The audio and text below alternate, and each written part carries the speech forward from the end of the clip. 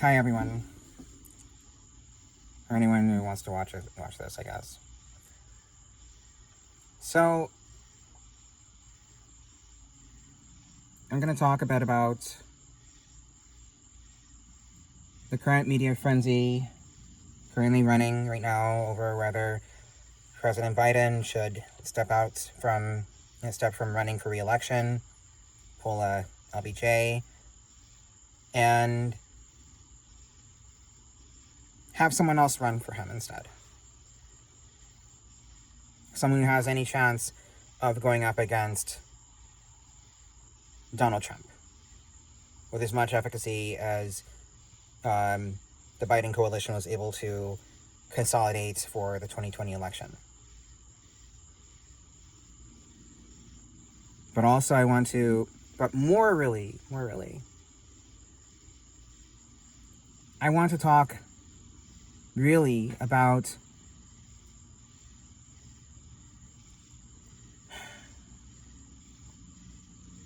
how the Democratic Party is showing its behind, or the many donors, many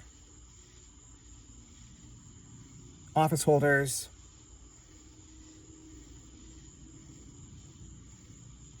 who are wanting to say their piece and are surrendering to the media narrative that Biden is old, that Biden should step down, that Biden, or rather more so, really, the focus of so many American liberals, so many progressives, so many liberals, whether or not they vote for Democrats, whether or not they are frequent voters themselves, how it shows the continued focus of American liberals and progressives upon the federal government and not the states.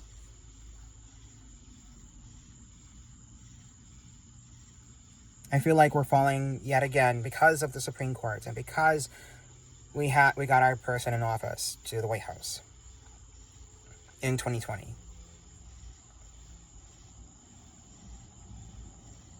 That we should be able to win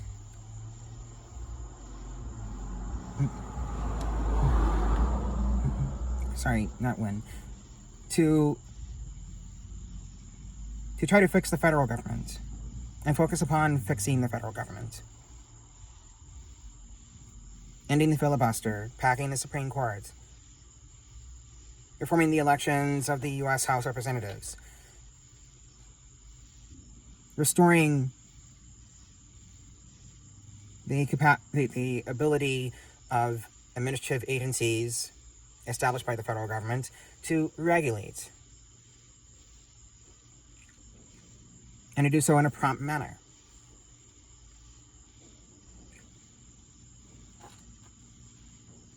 Because I do see that we did not learn our lesson from the 2017 to 2020 era. We have forgotten the lessons of the 2017 to 2020 era, when the focus was so much on winning back state power, even while there was so much drama happening at the federal level. Every tweet from Trump, every thing that he said in the press, to the press, about the press, his rallies, etc. The media ate this up. The nationalized media ate this up and begged for more.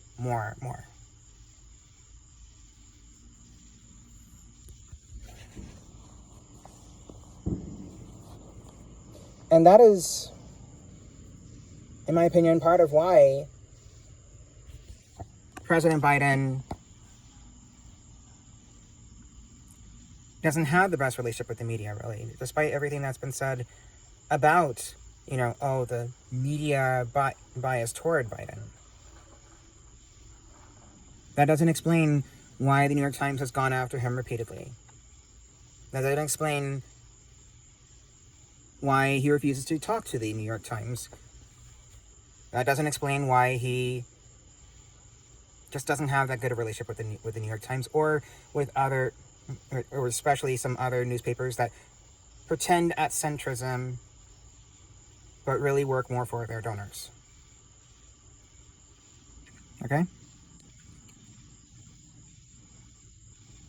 But also, it shows us too why the Democrats, even while having this crisis right now, this crisis of whether President Biden will reconsolidate his base within the party, because suddenly everybody freaked the hell out about that debate. And that he even accepted that debate in the first place at such an early time in the year. That wasn't a good idea. The campaign did not do him any favors on having this debate now and so early.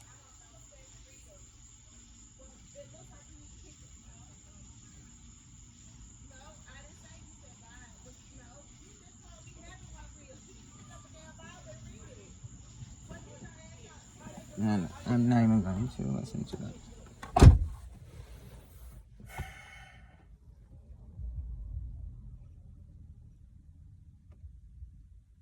But once again, I'm seeing that there's. I'm going to go back to like the state legislature, the state angle in this. Democrats are once again showing that they are not able to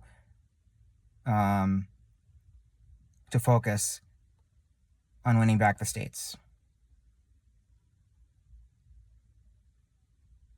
Therefore, they want to talk about whether Biden should stay in the race, whether we can repair our relationship with the media, when the media has done everything in their power to ruin this person, ruin this President Biden,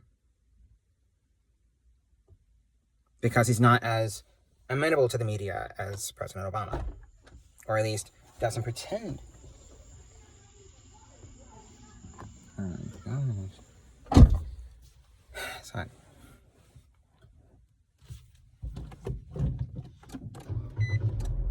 Let me just turn on the AC.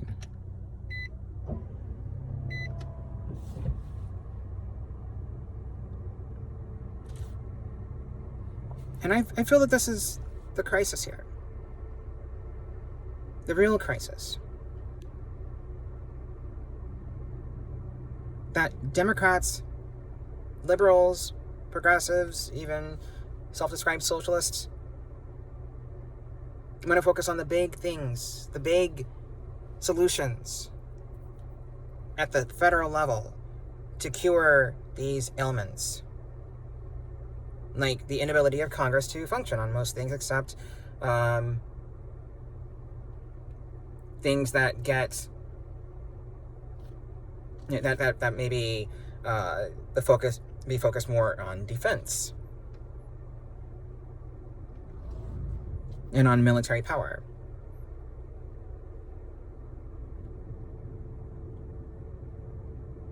And on it's because there's a lot of debates even about the NDAA every year in order to keep the government funded, etc. But not the state legislatures. And I'm glad that there are those who do focus, who do take note about what is happening at the state level.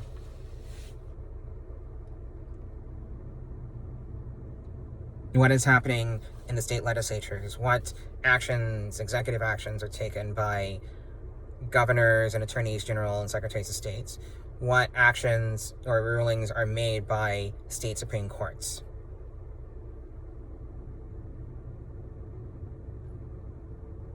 Because it's a lot that's happening at the state level.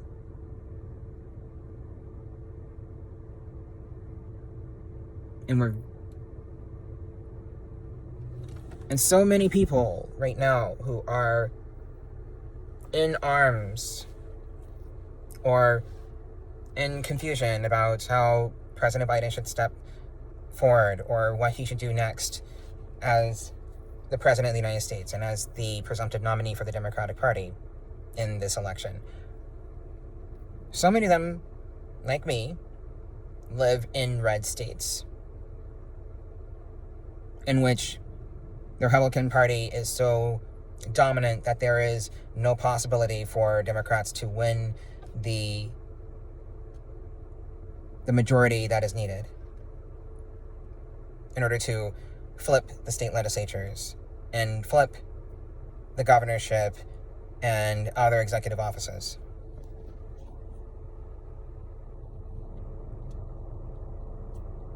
But we got so used to living in these red states and having the federal government bail us out. Because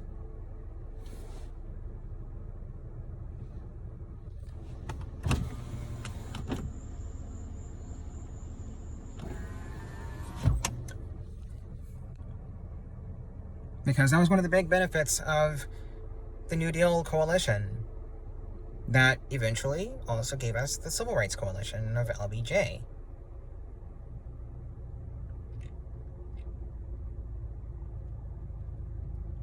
And now what coalition do we really have that matched the power of the New Deal and Great Society coalitions? That no longer exists. It used to be concentrated, outside of the South, right? Outside of the solid Democratic South that was more in it for the social safety net benefits that still benefited largely white people in the South. But then when it was integration happened, and a lot of poor, working class African Americans and other ethnicities started applying for those same benefits. When it was opened up to them, then it became a problem. It became a big problem. And then you had this slow migration of the Southern Democrats to the Republican Party, which happened in the rural areas and it happened in the suburban areas of places like Atlanta. It happened in Florida and it happened in Texas. It happened in North and South Carolina. It happened in Tennessee. And today, the polarization runs rampant in everything rural versus urban polarization. But the issue is that Democrats, the coalition of the New Deal and the Great Society, started losing state legislative districts after the Civil Rights Act and Voting Rights Act were passed. When integration happened, then you started seeing state legislative districts that were held by Democrats outside of the South, not just inside the South, but outside the South, slowly flow away from the Democratic Party.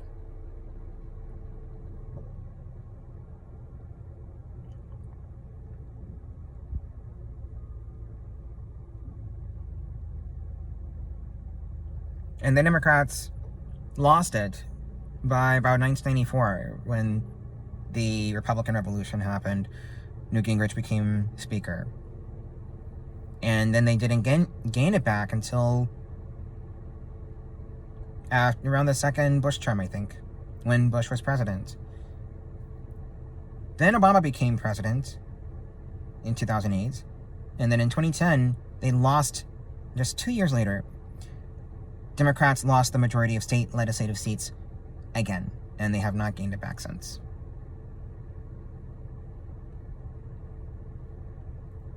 And the net gains that they do make in a good year, 2022 was somewhat of a good year. Largely because of increased redistricting litigation and fights at the state level and state Supreme Courts, and winning Supreme Court elections, winning governorships, flipping enough state legislative and state Senate seats in order to get more pro-voting, more pro-suffrage judges and justices into office. More pro-voting district attorneys into office.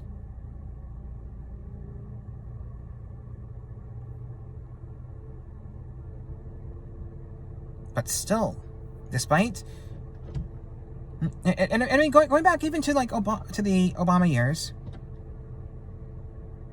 after 2010, Democrats really showed that they were not paying attention to the state legislative districts or to the state legislatures and state executives and state Supreme Courts.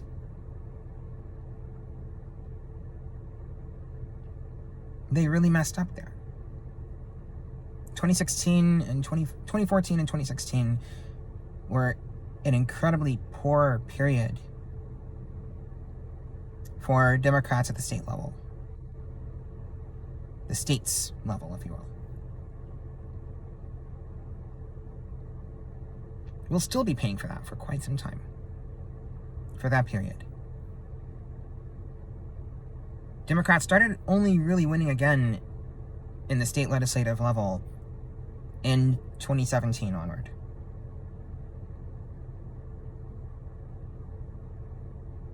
But they've only won in mere handfuls. Not that many districts have been flipped back towards Democrats due to redistricting, due to elections, or a combination of both, since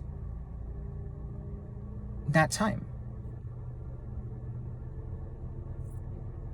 And when Democrats do win, or flip the majorities in state legislative chambers, it's largely due to redistricting and the establishment of redistricting commissions or negotiated decisions made by state Supreme Courts, especially in the post-Rucho versus Common Cause world. Post-Rucho versus Common Cause America, really. Now the focus is on state legislatures or state Supreme Courts and state court decisions and ballot initiatives and flipping legislative seats. But that really relies on if the Democrats or liberals and progressives actually do focus in such and such states on Supreme Court elections or on prosecutorial elections. They pay attention in Wisconsin. They pay attention in Michigan. They pay attention in North Carolina. They pay attention in Ohio. They don't pay attention in Georgia. We could have had John Barrow elected to the state Supreme Court, and that didn't happen for a number of reasons. Some were self-inflicted. Some were externally depriving from his campaign.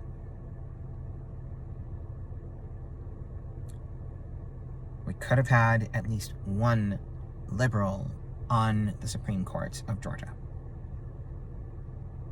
Out of, 11 now? We have 11 state Supreme Court justices in Georgia.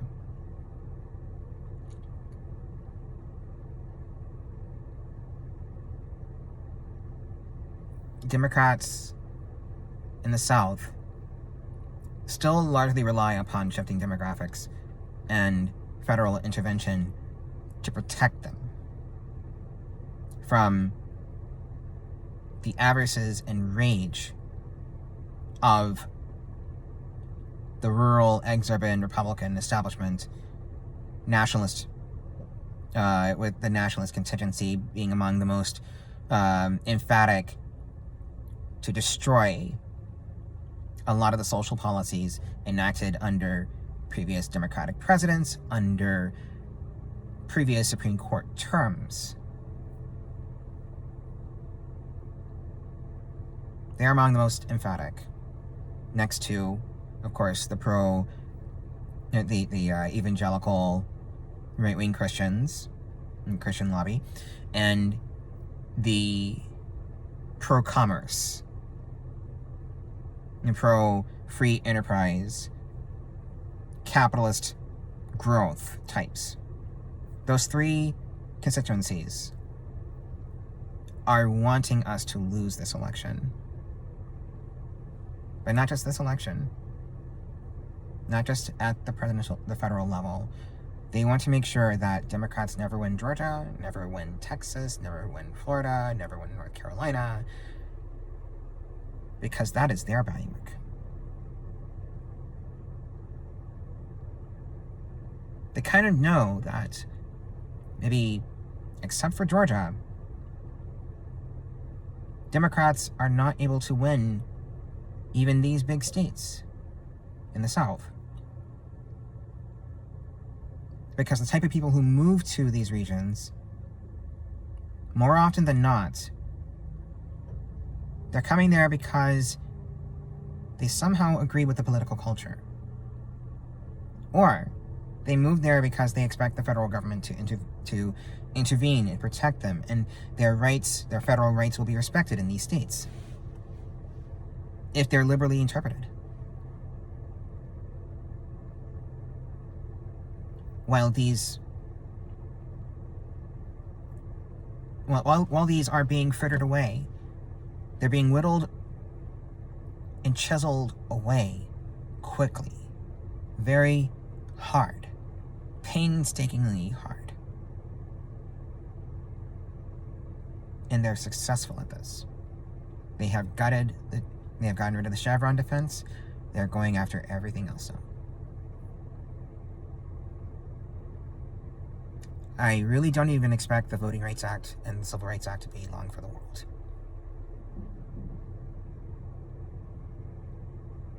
Under this current arrangement, at least. This current arrangement of demographics and political behavior in the Democratic Party, or among the Democratic voting base. As soon as we got the Voting Rights Act and Civil Rights Act and the key decisions of the 1960s, then you started to see the reverse of the Great Migration. And you already had people moving to the south, moving to the suburbs of Atlanta and Raleigh and Charlotte and Dallas and Austin and other major cities in the south and the surrounding suburbs. And now we've given the South, the most authoritarian region of the United States, politically speaking, politically and economically, the most anti-labor region of the country. We've given them enough power in the Electoral College and in the U.S. House to reshape the destiny of this country by migrating to the South.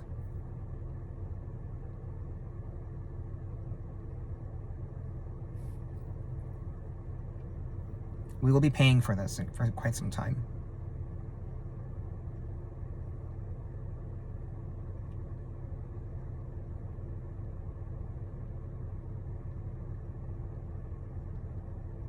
We'll be paying for these mistakes and these trends for quite some time. I don't like it at all.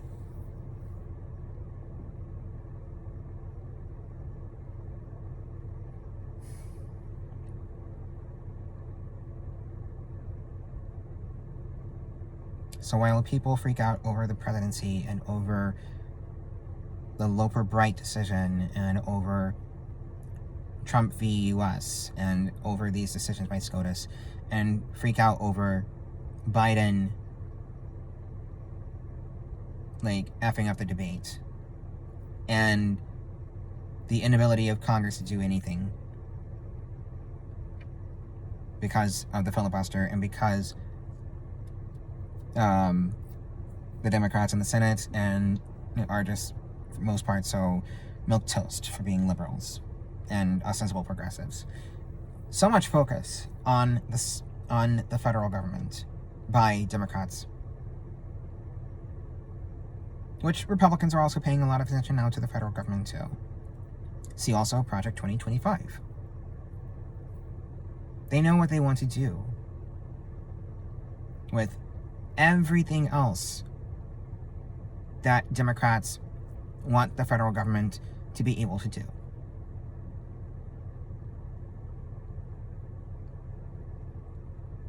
But Democrats still do not pay enough attention to the source of the rot, where the rot first took place, and the source of the rot. The rot begins at the state level. Whenever we want to talk about labor or the anti-labor ideology prevalent in so much of the United States, and especially in the South, or we want to talk about the anti-LGBT sentiment, which is even more pointed against trans people. When we want to talk about the lack of an equal rights amendment in the United States Constitution, I mean, we just have to say the South was the source of the opposition. The South was the source of the opposition to the Equal Rights Amendment that killed the ERA. And that ever since, we have not been able to amend the Constitution. But the opposition happened at the state level first, because it passed Congress by 2/3. But the ERA did not get enough support from the South. The South was the most oppositional to the ERA. And hence the ERA died, according to the congressional deadline.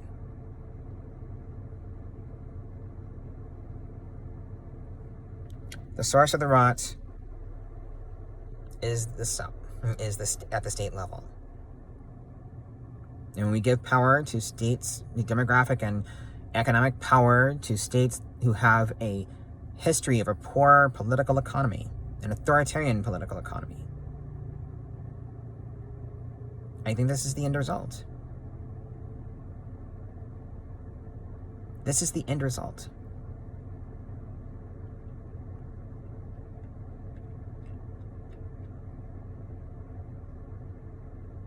And so that is why I am so frustrated by the discussion about whether Biden should stay in the race or not. Because it distracts us from the states. Several states will be having ballot initiatives to legalize abortion, at least one in order to completely prohibit slavery and involuntary servitude without a penal exception for prisoners. Quite a number of states, at least one or two states, will be having a ballot question on an equal rights amendment. I know New York is one. Quite a number of states will be having these and Ohio. Let's not forget Ohio. They will have a ballot question. I'm assuming this is the case depending on how the verification goes by the Republican Attorney General and Secretary of State, I think, to verify the legitimacy of the signatures. But Ohio will have a ballot initiative on the ballot in November for a nonpartisan redistricting commission. And that's just some of the ballot questions that will be on the ballot in November.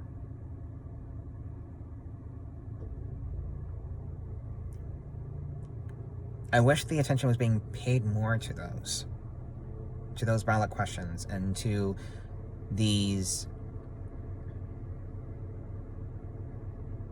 things that are happening at the state level. But also, I wish we had a discussion about the political power that was given to the South and the Appalachians, their Appalachian states, when we shifted our population away from the Midwest.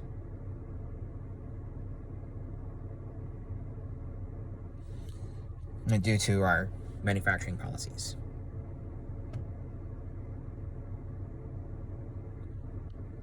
I wish the attention was paid more to those. But instead we're focused on the president. We're focused on the federal. Even as the federal government keeps dying and being killed and gutted by 1,000 paper cuts. Paper cuts galore by the Supreme Court of the United States and by a judiciary that is captured by the Federalist Society.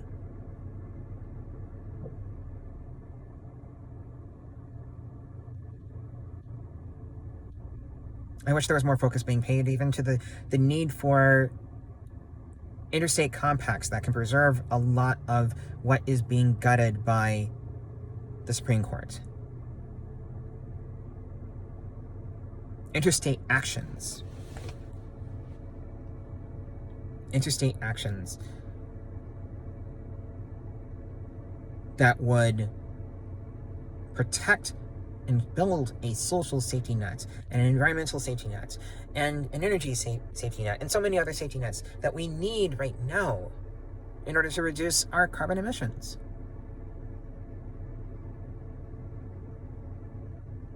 Because we're not doing it enough.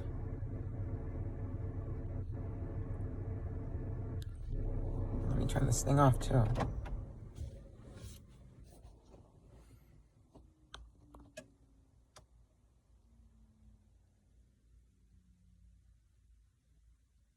And I'm not sure about, where Democrats' heads are right now. All this attention to what state legislatures are doing and the bans on abortion and more and more and more. While the focus suddenly gets diverted to the president, who holds the office of president, even as the powers of the administrative agencies, which are nominated by the president, nominated to positions by the president, and voted on by the Senate, approved by the Senate, that those are dying by 1,000 paper cuts. I would rather the energy be paid more to how to rebuild power in the states instead of presidential poll numbers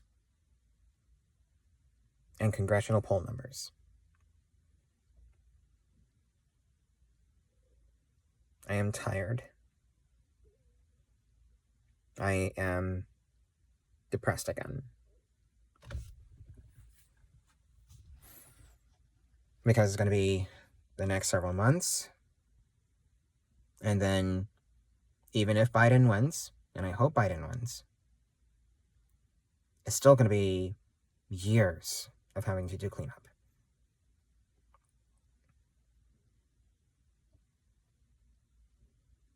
Because we're going to have to do a lot of cleanup. Because the Supreme Court continues to make a mess. But the mess is being thrown to the states, and the state legislatures that are ran by Republicans are just wallowing in shit. They love this mud and this poo.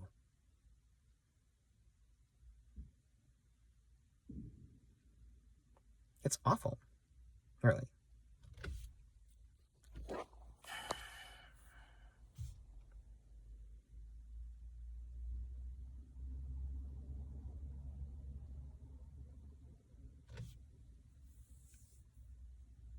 So that's why I ask you, pay attention to not just the states that are winning, but also the states that are having these changes happen because they have the ballot initiative, or because they have a Democratic majority, or because they have a liberal majority on the state Supreme Court. But also look at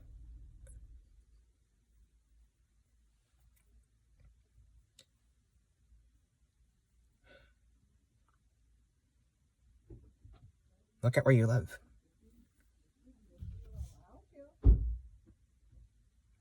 Look at the states you live in, and look at the learned helplessness that surrounds you right now.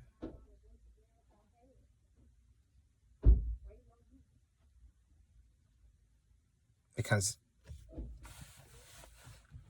we're stuck here in Georgia, and we're just hoping that the demographic changes and shifts can finally occur enough that we can elect a Democrat for governor in 2026. We hoped that was the case in 2022, and look what happened. We got nobody elected statewide except for Raphael Warnock. And only by runoff.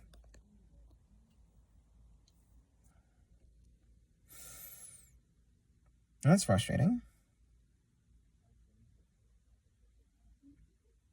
That's incredibly frustrating.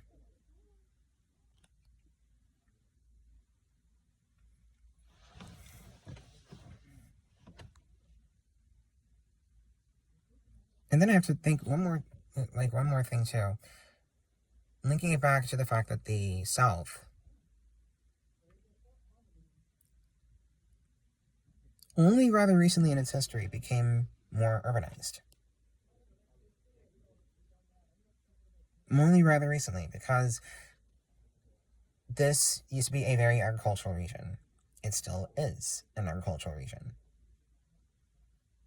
Even as agriculture may play less of a role in the economies of these states, but it's still a pretty important role, especially here in Georgia. And then the fact that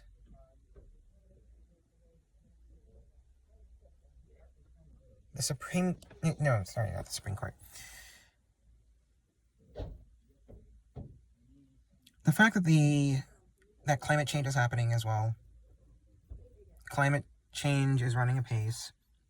People are fleeing from the South, from the global South, to Europe, to North America.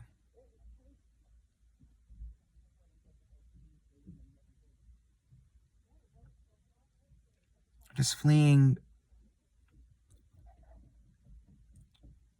through Mexico, fleeing through Panama and Central America, from South America and Central America, fleeing to the United States and Canada.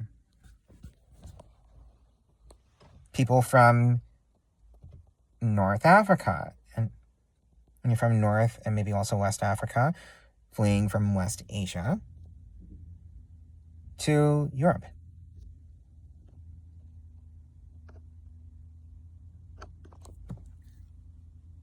And hoping that they're not, that they don't die at these barbed wire fences and anything bordering Poland, for example.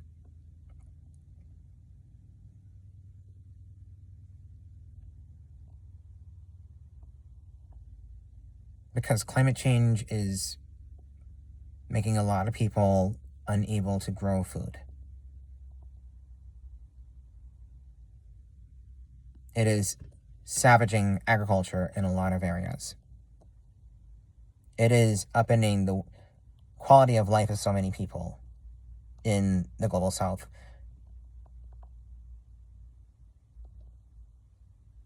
And they're fleeing. They're fleeing to the cooler, comparatively cooler climates of Europe and North America. And waiting at the border, or trying to get in so that they can at least find some space. While Americans move to Texas and southward. At the same time, fleeing to the southeast, fleeing to the Sun Belt for the sunshine and or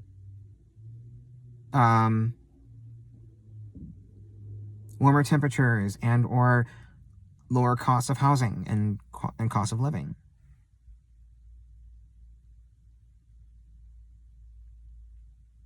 And we have this growing anti-immigrant sentiment that has only grown since Biden got elected as president.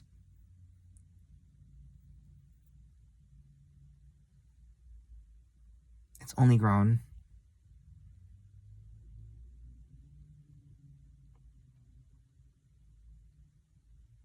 And how much of this migration right now is caused by the fact that the blue states, quote unquote blue states, like New York and Illinois and California is the worst by far. That these states, which have areas of cooler climates and what have you,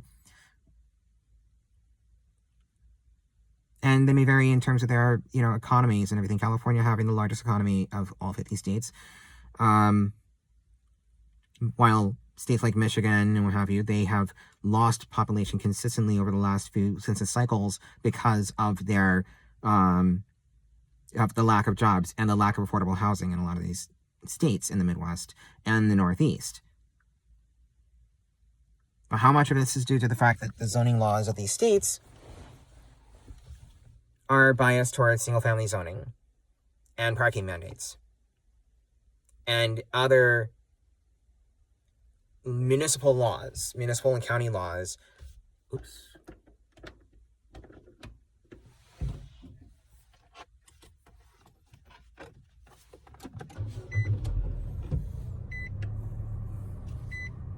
I just gotta do that. Caused by these policies at the municipal and county level, which prohibit the building of multifamily housing and infill and density, more dense housing. How much of it is due to that?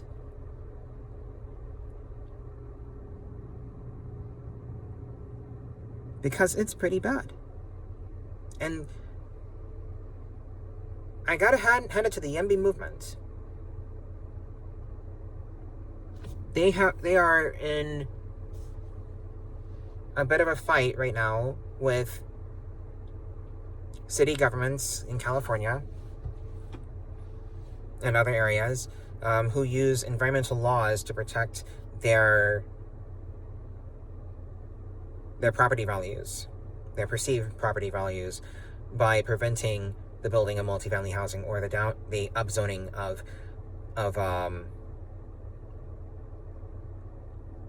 of areas with good vegetation and stable geography and other good, favorable factors and environments, because they want to keep that area for themselves.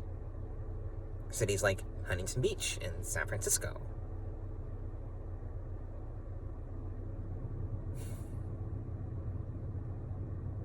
So I'm not really. I mean, first off, saying it again, the YIMBY movement has their work cut out for them in these blue states. And I think that they should make the most impact in these blue states because of how many people have left these blue states for the South and the Sun Belt and the Rockies, where there's not that much water, by the way. And they're more prone to getting to especially in the mountains, of catching on fire. Wood fires, forest fires. all over the place in the summers, the last several summers. It's pretty bad.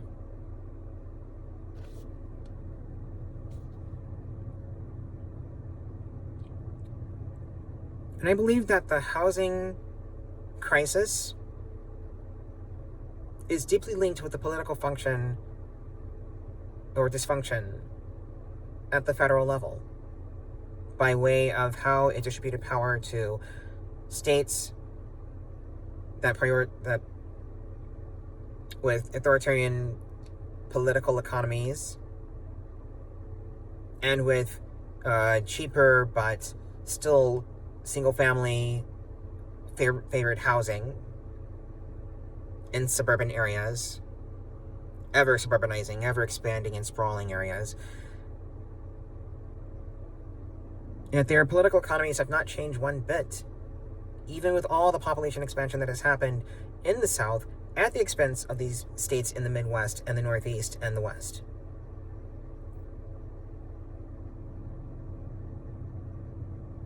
And that we may not see that for quite some time. We may not see any change happen to the political economy.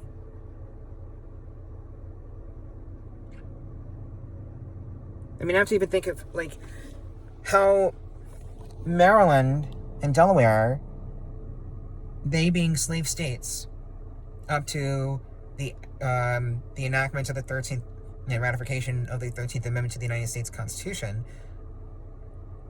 how their political economies have changed quite a degree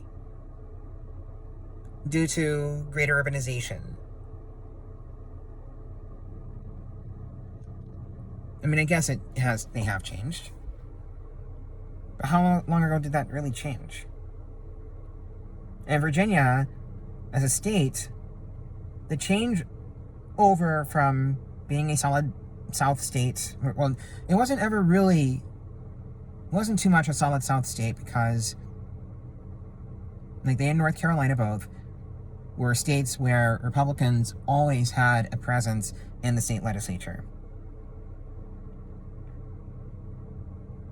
Where people who did not share in the plantation society or see a benefit to the plantation society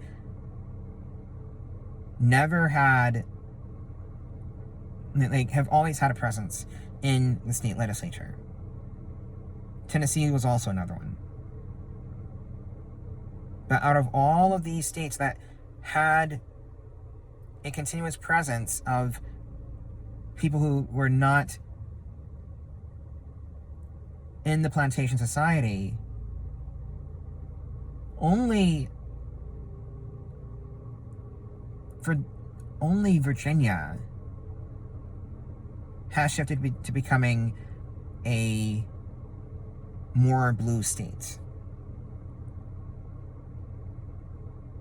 A much more competitive state than North Carolina than Tennessee. And those are the ones who also joined the Confederacy, compared to Maryland and Delaware being the rare slave states that stayed with the Union.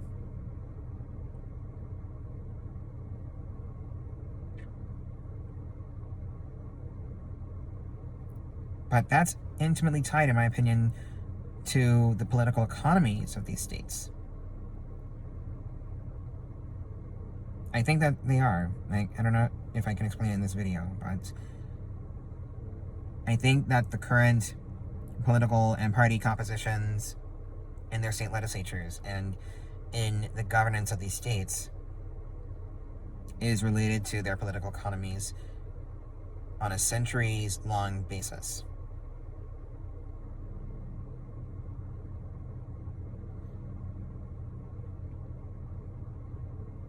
And it would be insane if Georgia were to ever shift in the blue direction, for executive, let alone legislative.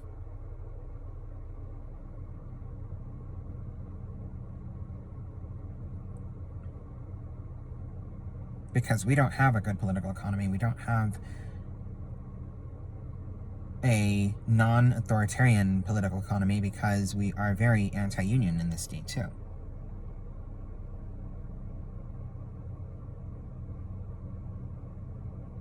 We're very anti-union in so many ways.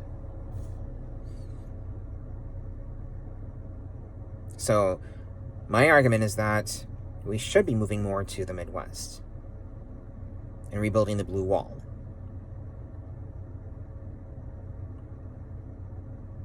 Rebuilding the Blue Wall in the Great Lakes region while we still have a chance.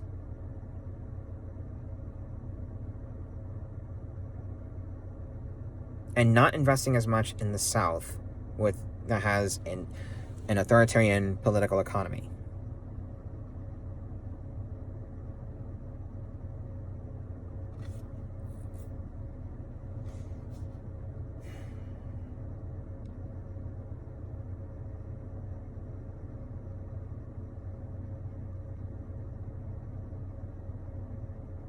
Because I think that is thinking about the political or the demographic shifts is intimately tied to housing.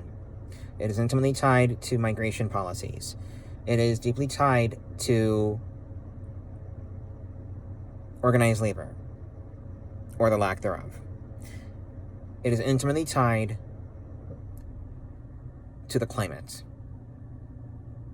It is intimately tied to the composition of the federal government and its ability to regulate corporate powers and protect a modicum of our quality of life in this country. That so much of this is intimately tied with where people choose to live and relocate. Because this country, the United States, was built from the drafting of the Constitution of the United States up to this day. It was built on federalism.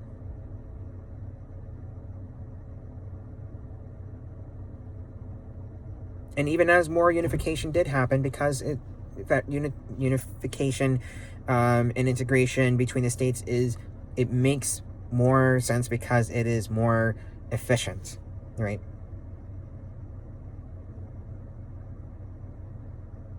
But the conservatives who run the Supreme Court now have deemed it that we should be a federalized country,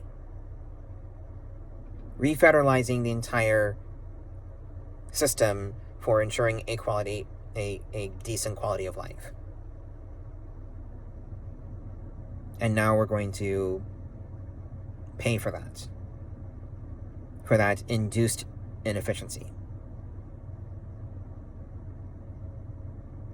So I am thinking about this on the grand scheme, I guess, on the grand scheme of things. Because there's really no way to kind of reverse it without telling people, hey, you should relocate. You should abandon whatever red state that you live in, a state that may have 60-30, or a 60-30 Republican majority. In terms of voting pattern every year, you should abandon Alabama and Mississippi and South Carolina and Tennessee and Arkansas and move to a more swing state. You should abandon Texas and move to more of a swing state. And not just any swing state, but one that is closer to fresh water. Right? Move closer to cooler temperatures. And also that the housing in these states should be democratized in such a way that it brings down the cost of living. and the cost, even if it means the property values are reduced, it still brings down the cost of living, right? And I wonder how we even begin to say this. I mean, I know there's one organization I've heard of called the Swing States Action Fund that encourages Democrats, liberals, progressives to move out, if possible, move from a red state to a swing state, or from a blue state to a swing state. They have identified Georgia, Arizona, Wisconsin, Michigan, North Carolina, and I think maybe Virginia too. Yeah, moving to those sorts of states in order to flip them more in the blue direction.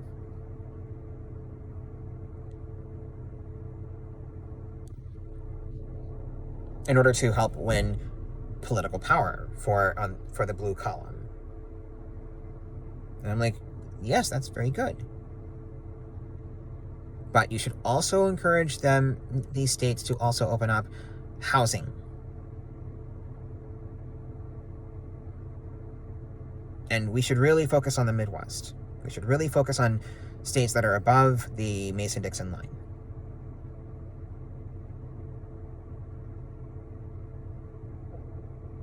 Because why should we really encourage people to move into areas that are warmer and that are only going to get warmer as climate change gets worse, global warming gets worse, more carbon in the atmosphere? Let me turn this off. We should be really encouraging people to move in the direction of the Great Lakes region.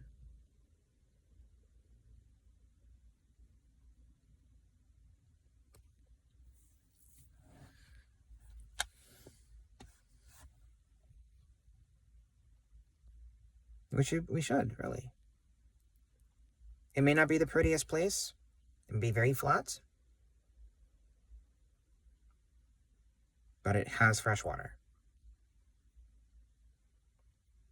And I know they're kind of baking right now in quite a bit of ways, but we're baking worse down here in the South. We're just utterly boiling.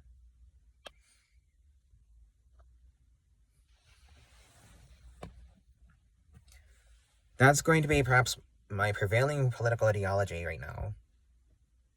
That, and probably for the foreseeable future, and it has been somewhat.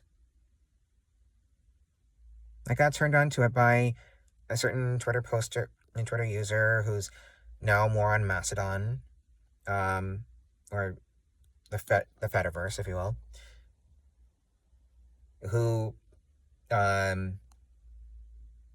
who's made it his whole motto, his whole shtick, to encourage immigrant Americans to relocate to to Ohio. He lives in Ohio.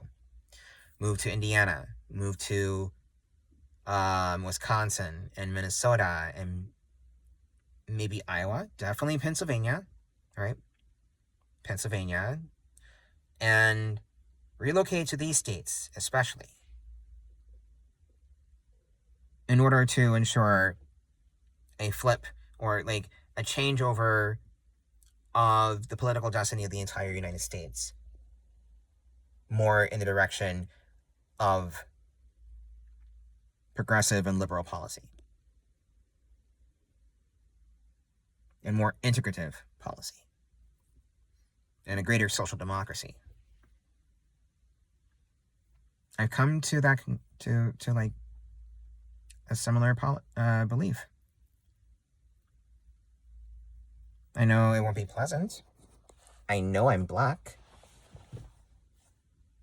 I know the history of the sundown towns in the Midwest, and how Black people were not really allowed to live in the rural areas of these states, and instead move closer to the cities like Chicago, Cleveland, Detroit, Gary, Indianapolis, Milwaukee. because so many sundown towns existed in the rural Midwest. I know this.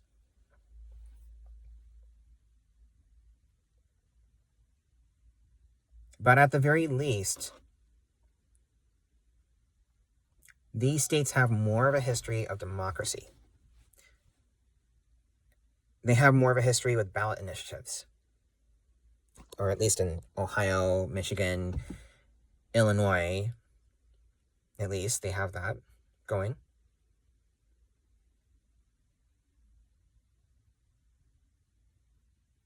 They have democracy. More of a democracy than we have in most of the South. So, why is it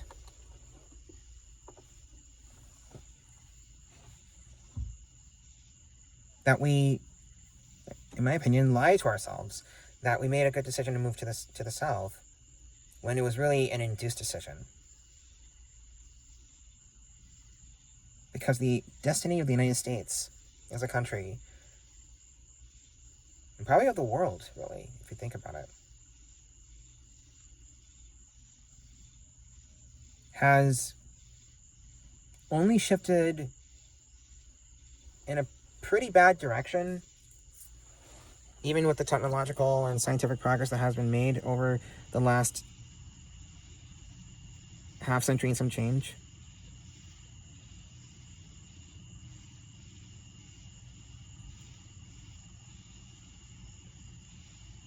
The technology has been spectacular and also pretty violent and horrifying in some cases.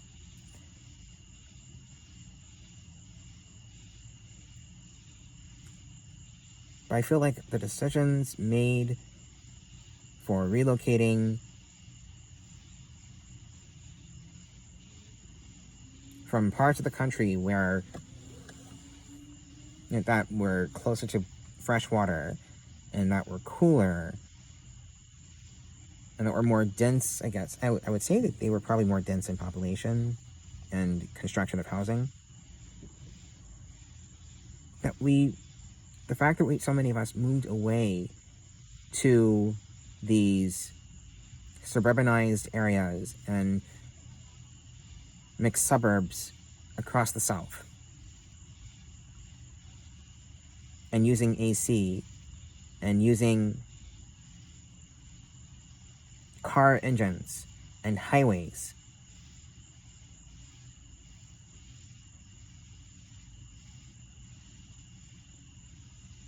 that it's been rather bad for the environment, both in the United States and worldwide.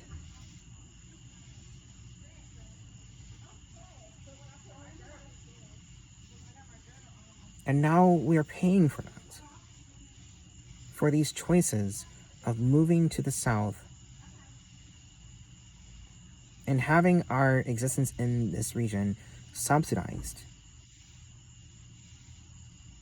and enabled through technologies which put more carbon into the atmosphere. Carbon and other greenhouse gases.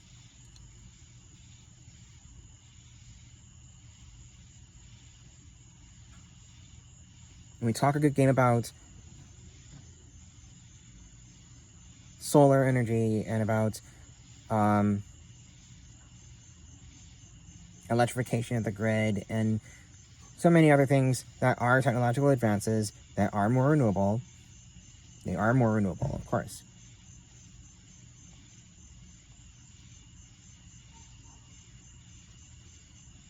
But then this results in people in so much carbon emissions, and we're also moving into an area with a poor and authoritarian political economy that is not suited for, ensuring a good quality of life. That doesn't rely as much on,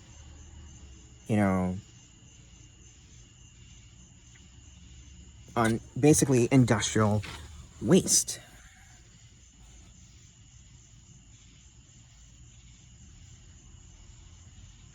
So my grand theory is that because so many people decided to move to the South, to the Sun Belt, that we have screwed over our environment and screwed over our, any sense of social democracy and housing and infrastructure over the last several decades. And that it's going to take a long time for us to get that back.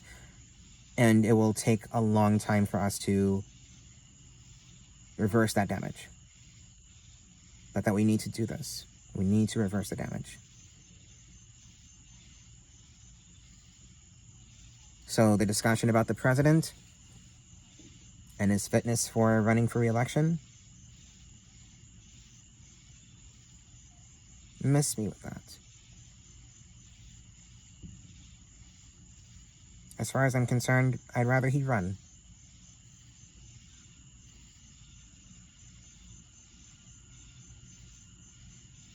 I'd rather he run in order to defy the media and defy those who want him and want his political career to die. And defy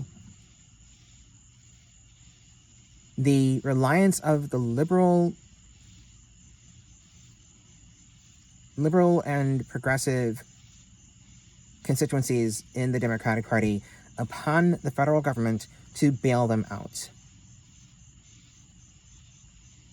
of conditions like here in the South or in any red state. Or specifically any red state that does not have the right to the ballot initiative in their state constitutions. I want him to defy them.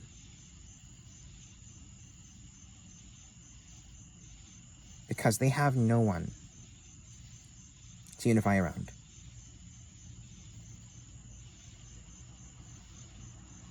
No one at the moment, at the very least.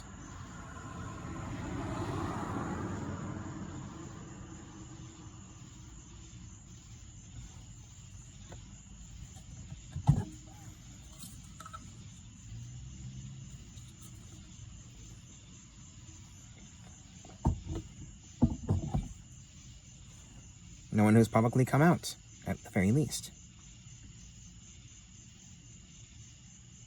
You have 3 months to even do so.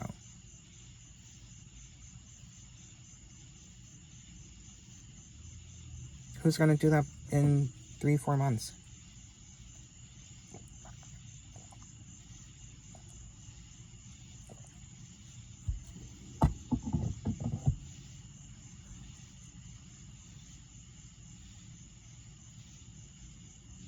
That's why I'm not interested in the press or their prognostications.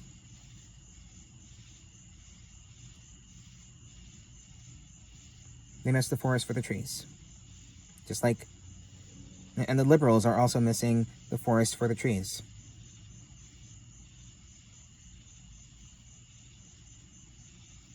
So I cannot even entertain the validity of what these liberal electeds want, because that'll save them in swing states.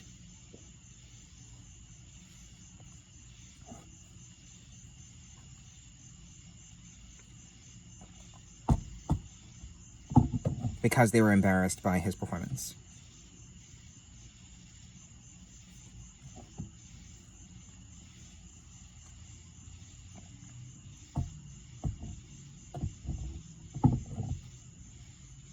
We have bigger fish to fry. We have bigger issues facing us. SCOTUS just showed us that they are willing to defenestrate the entire federal government while giving the president king-like powers under the collar of official acts, without even inquiring to the motive of why such actions were taken. SCOTUS wants to destroy the federal government, destroy the administrative states. They have made that very plain. Steve Bannon is freaking winning. While also going to prison, but he's winning his aim.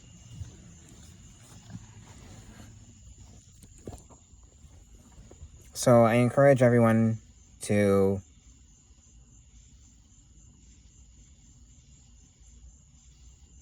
not look at social media right now. Don't look at the social media. Don't look at the nationalized media. Okay.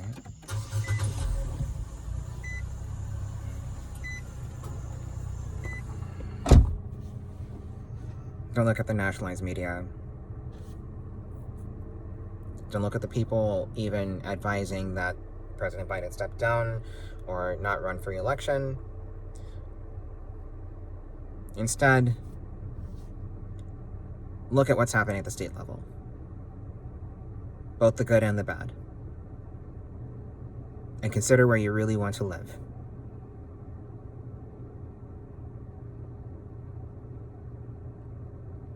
Consider where you really want to live in the near future.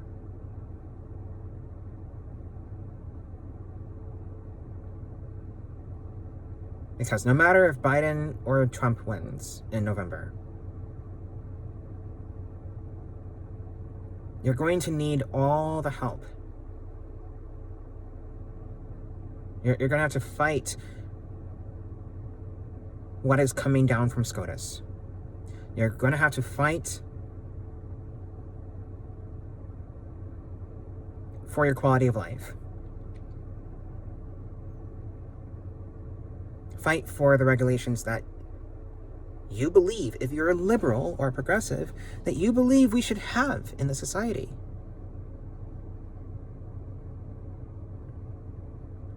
If you care about this,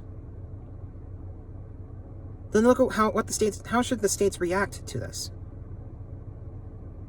How should the states that are blue or have Democratic majorities, how should they react to the overthrow of the Chevron deference? Because there are actions they can take. There are many actions they can take to nullify the Chevron, the decision in Lopez Bright.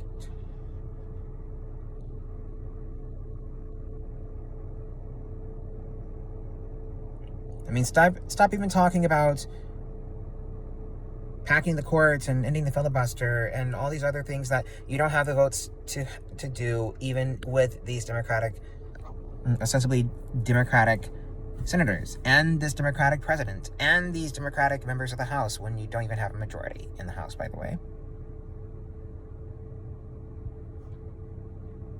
What can the state legislatures do? And in response, and what can you do if you are living in a red state and thinking that, at the very least, thinking sensibly, that things are going to get worse for you if you wanted to keep these agencies intact because they ensure the quality of life of so many people, nationally and in other countries too? What are you going to do when those social safety nets keep getting taken away and you are left on your own in these red states where they don't really care as much for regulations because they get in the way of free enterprise, unfettered free enterprise, or when it's applicable, evangelical demands? What are you going to do? Stay? Protest? What are you going to do? All your neighbors are pretty inelastic in their voting choices. All your neighbors hate the guts of people who live in cities and use any sort of social safety net. They also hate immigrants too, of course. But what are you going to do?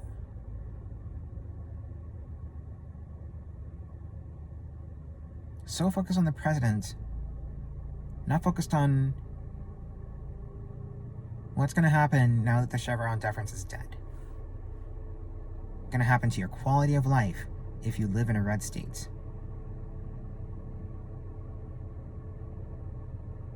Going forward. And whether you should really consider moving to a purple state or a swing state. I'm just saying, so many of you are focused on the wrong things and getting sucked into the nationalized media narrative and not protecting your senses, protecting your nerves, protecting your interests. You are letting them be swayed by the drama of the moment.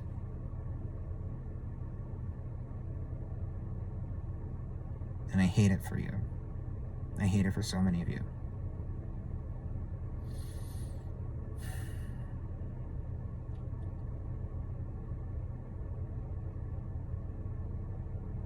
So that's why I'm not gonna bother with the bullshit.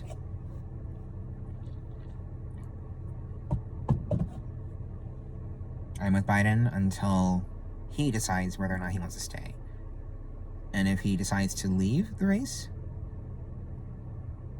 I think we're screwed. That way. Screwed even more than if he were to stay on the ticket. Because we don't have a real option here. But that if he does win, it's still not going to matter too much in a world where the Chevron deference is dead. So quit playing with me on this.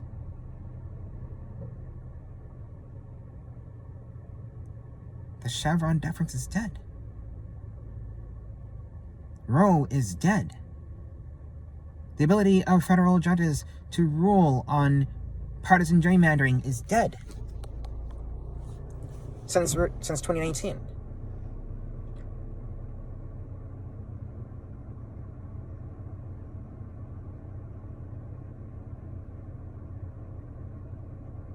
What are we going to do? We don't have a strong bench at the state level, let alone at the federal level. We have to build it back up if we want a choice in the future. We need to rebuild the blue wall if we want a choice for our future.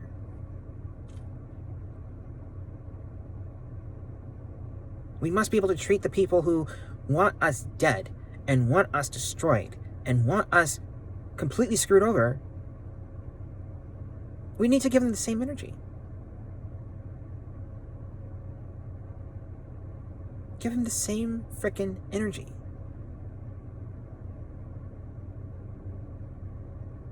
I'm not interested in the drama around the White House, the drama around the media, the drama over Congress, the drama over the Supreme Court anymore. You've seen enough, to paraphrase Dave Wasserman, I've seen enough. You should have seen enough by the last several years of Supreme Court decisions.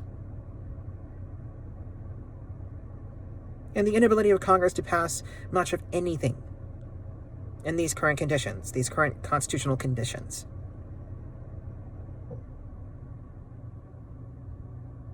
Consider the root.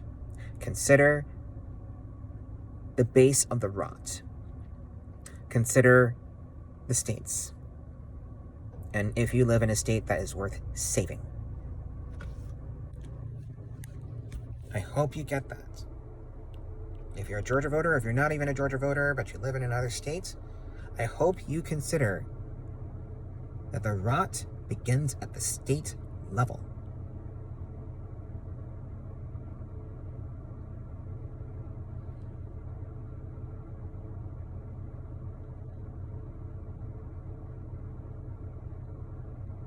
I'm not going to get sucked into the drama.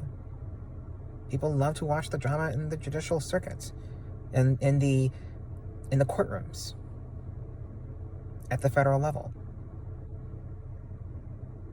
The states are the base of power in this country.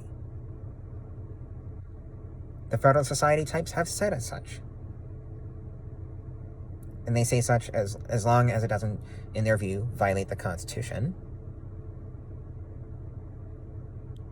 then that's not an issue. Then they can overrule the states on this, just like what they did in the Trump versus Anderson case regarding whether the states can determine the eligibility of candidates for federal office, saying that it violated Section 3 of the 14th Amendment to the Constitution.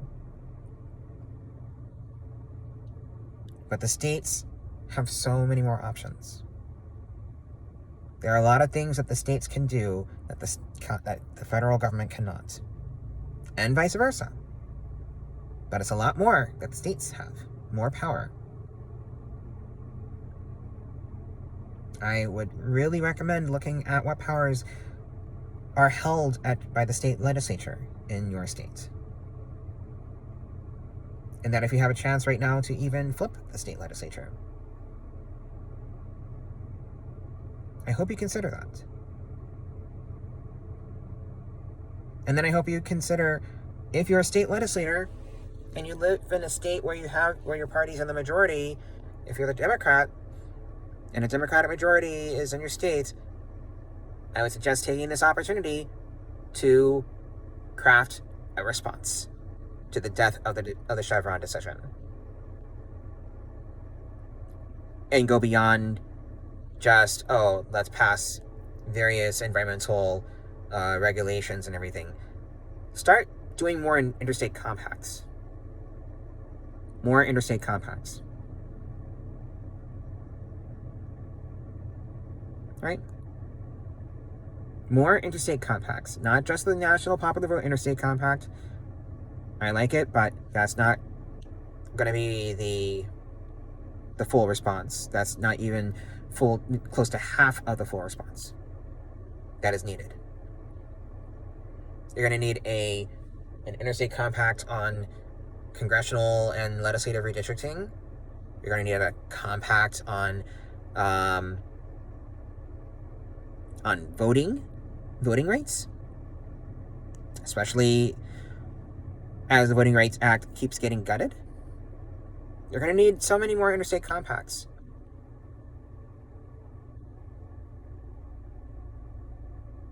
So many more.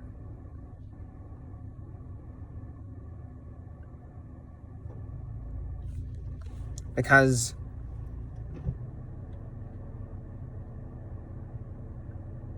if we take their word for it that the reserve powers of the federal government are few, while the delegated powers of the federal government are rather few, but particularly unique to the federal government, then what are the realms in which the state government can freely operate to negate a lot of the decisions and the effects of the decisions made by the Supreme Court? Or if a right-wing Congress were to pass legislation, get it signed by the president, a right-wing president, how can Democratic majorities in state legislatures negate that? Nullify it. Yes, let's talk about nullification. Let's broach the topic of nullification. Because one of the last things I want to say, nullification was not only a Southern affair prior to the Civil War. Yes, there were nullification acts, in the South and in the slave-owning states to protect, quote quite a number of policies that the South was more in favor of. But they were not the only ones who practiced nullification or attempts at nullification. The northern states, anti-slavery states like Michigan and Ohio and others, were also passing nullification acts targeted against slavery. These are known as personal liberty acts, or personal liberty laws, that stated that the states and the county governments will not cooperate with the federal government or with other state governments when it came to trying to capture runaway slaves.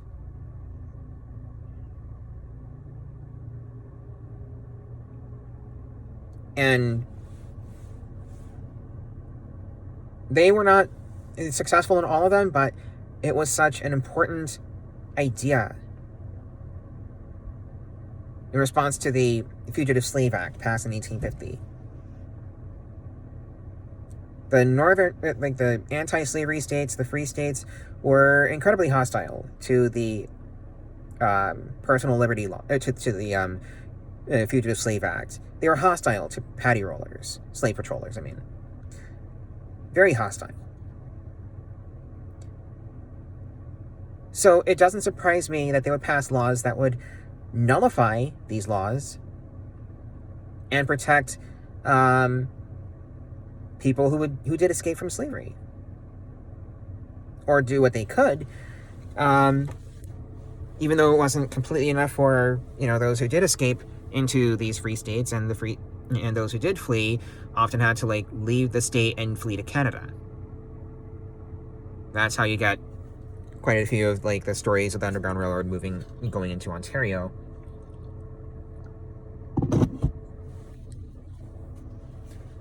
So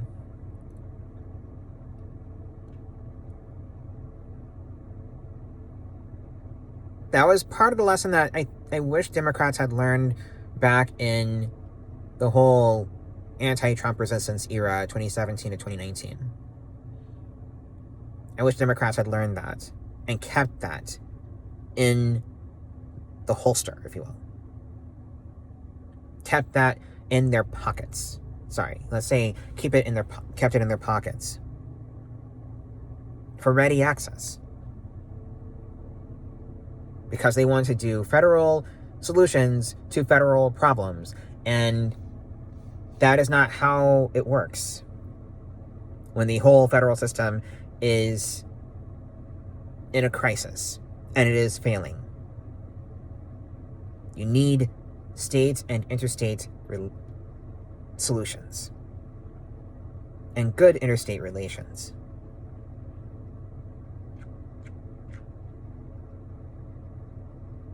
And proactive state governments to carry out this sort of work. The conservatives know this. The right wing and the fascists, they know this. This is exactly why Texas is very proactive on, not just banning abortion, but even threatening people who do flee for abortions or for gender-affirming care. Say parents of children who are trans or non-binary. They really want to put them in jail, in prison. Some want to execute, murder those who receive an abortion or who receive gender-affirming care, or allow their children to have gender-affirming care if their child made a choice to at least consider that option, because they now believe that trans people are so ugly. Trans people are such a demonizable demographic that it is fair season. It is open season on these individuals.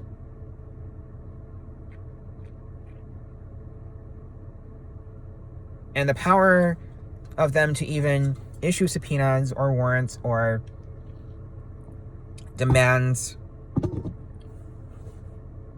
to enforce these bans out of state lines in other states has led to responses by many of the blue states,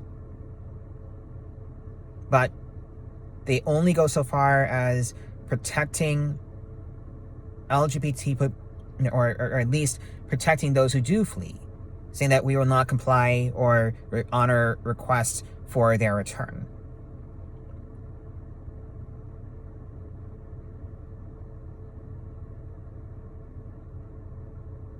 But that's only one extent.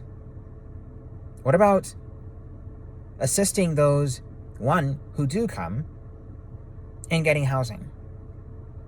Any sort of shelter or housing, so that they'll be able to sustain themselves while they're evading the tyranny of the Republican governors and Republican misrule of Texas,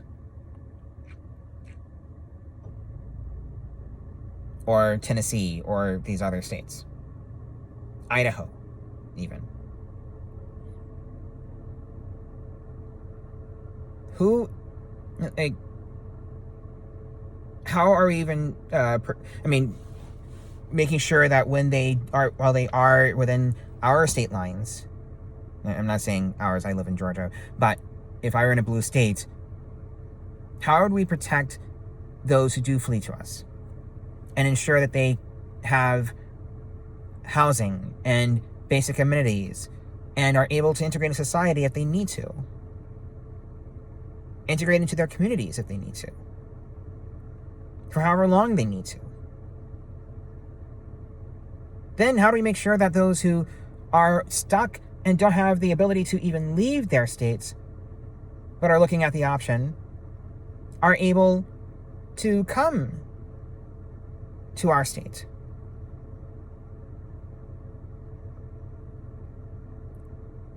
How are we ensuring that?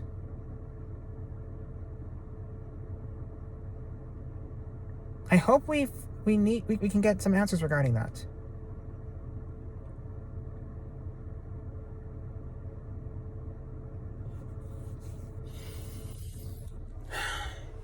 Because we need more interstate cooperation on this. We need more interstate cooperation to resist the tyrannies coming from, which are likely to come from, the Supreme Court or from Congress or from the president, if we ever do get a Republican majority in both houses and a Republican president all at once, along with the Roberts Court.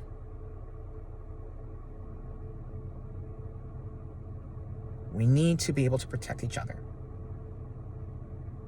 We must love. Remember that. I don't know if I want to use it in this context because someone's probably going to jump on me for saying this, but we must love and protect each other. We have nothing to lose but our chance.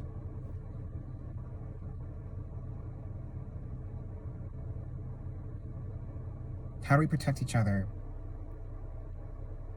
if we don't have affordable housing and affordable amenities for people who are fleeing from the misfortune of being a resident of another, more tyrannical and authoritarian state,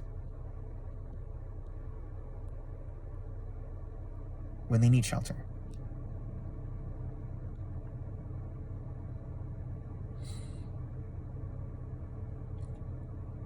That is my biggest concern.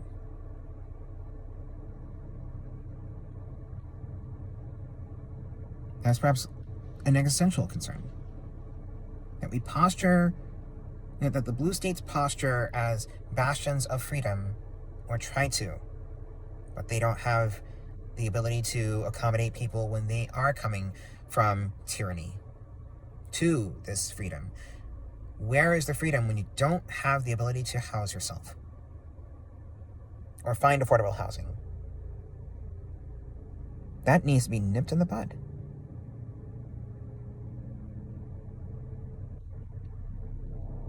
So that's my biggest concern.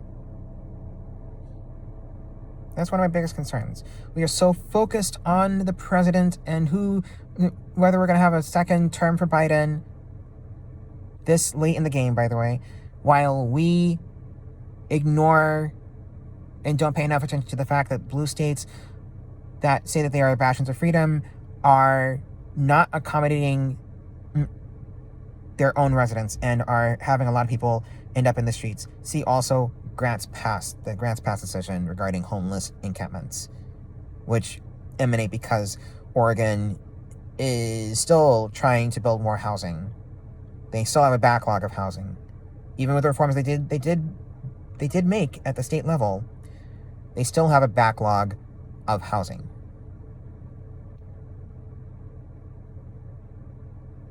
And imprisoning the homeless is not going to fix it.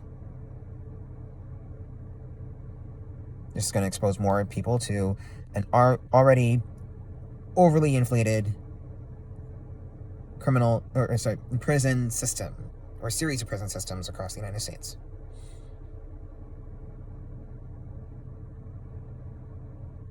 So, yeah. We need to rebuild and build again the sort of America or the sort of states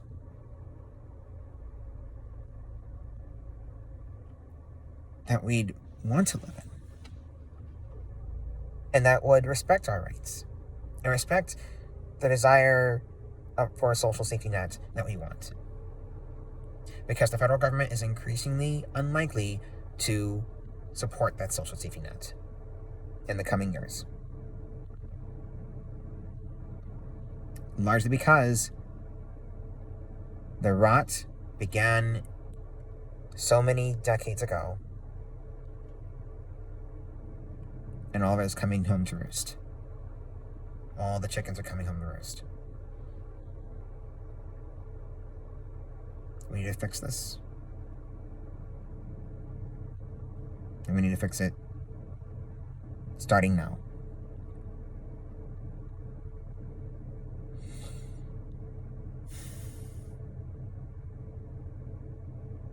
So yeah, that's my rant.